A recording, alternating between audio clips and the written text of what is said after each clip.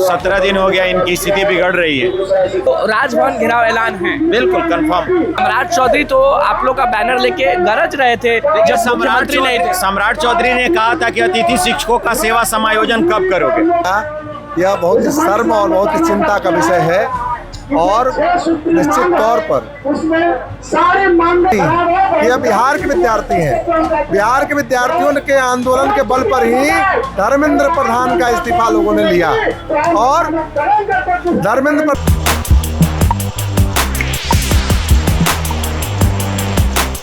शुरुआती दिन से आंदोलन को हम दिखा रहे हैं और ये वही शख्स हैं जो लगातार गरजते आए हैं। नमस्कार, मैं अनुभव तिवारी और आप वॉइस अब देख रहे हैं। 22 तारीख को आप लोगों ने ऐलान किया है कि राजभवन का घेराव करेंगे। हाँ, क्योंकि अब 17 दिन हो गया इनकी स्थिति बिगड़ रही है और दूसरा है कि प्रशासन सुन नहीं रहा है। हम सरकार के सामने संवाद का रास्ता रखे थे और दो बार संवाद हुआ और दोनों बार विफल रहा। उसके बाद सरकार के किसी पदाधिकारी ने यहाँ सूद नहीं ली, तो सड़कों पर निकल के अब सरकार को बताना है कि आप हमारी पहले बात सुनिए, हम आपको वोट देते हैं, आपको हमसे संवाद करना होगा और हमारी समस्याओं का समाधान करना होगा। राजभवन घेराव करेंगे तो लाठीचार्ज भी होगी, लोग जेल भी जाएंगे। उसकी चिंता नहीं है, मुद्दे की चिंता है। चिंता है अतिथि शिक्षकों का, चिंता है यूजीसी टेबल 3A का, चिंता है उम्र सीमा का। इन सब बातों की चिंता है, लाठीचार्ज की चिंता नहीं। डोमिसाइल भी चाहिए। हाँ, डोमिसाइल है, विश्वविद्यालय और महाविद्यालयों का स्वायत्ता है।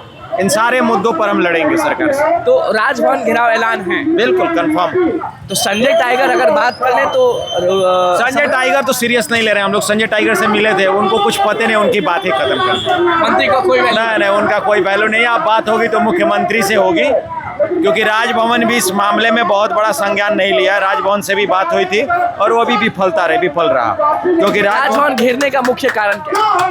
राजभवन को, क्योंकि इस प्रदेश के मुख्यमंत्री को बताना है कि राजभवन में बैठे हुए लोग और माननीय बिहार से बाइस्ड हैं और बिहार के खिलाफ काम कर रहे हैं। मतलब बिहार में रहकर बिहार में रह के बिहार के खिलाफ काम किया जा रहा है। बिहारी अभ्यर्थियों के साथ धोखा दिया जा रहा है। सम्राट चौधरी तो आप लोग का बैनर लेके गरज रहे थे जब मुख्यमंत्री नहीं थे। सम्राट चौधरी ने कहा था कि अतिथि शिक्षकों का सेवा समायोजन कब करोगे।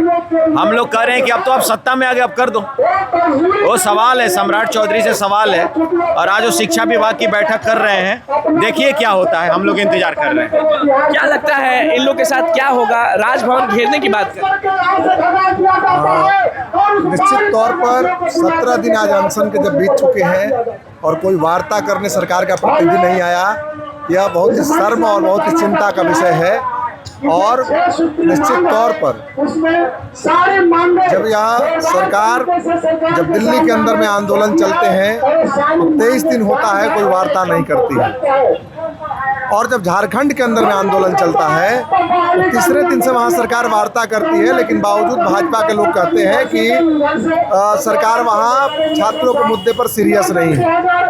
रात में कैबिनेट की मीटिंग हेमंत सोरेन ने बुलाई थी और विद्यार्थियों की सारे मांग पूरी कर ली गई।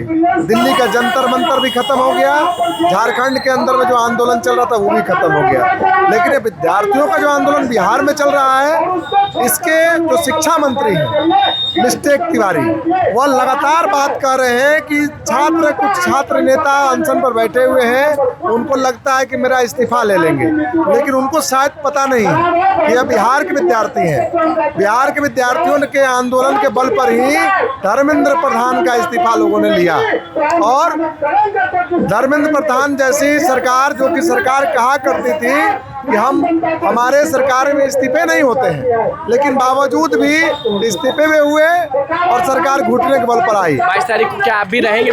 22 तारीख को हम ही नहीं रहेंगे, छात्र और नौजवानों का जो संगठन है उसका एक मोर्चा बना है।